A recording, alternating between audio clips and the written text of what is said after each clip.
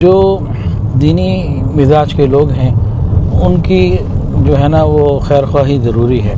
वो रिश्तेदारों में हो तो नूर अला नूर है, और नहीं तो जितने भी बेहतर से बेहतर ऑप्शन हमें मिलें, हम कम से कम हमारा माल तो दीन की खिदमत के लिए, दीनदार लोगों की तक़वियत के लिए लगे, तो ये भी बहुत बड़ी नेमत है और बहुत बेहतरीन। हज़रत शेख अब्दुल क़ादिर जिलानी रहमतुल्लाह अलैह, इमाम रब्बानी हज़रत मुजद्दिद अल-फ़सानी रहमतुल्लाह अलैह, इमाम गज़ाली रहमतुल्लाह अलैह, बड़े बड़े हज़रात इसी बात के कायल थे और हमेशा से हैं।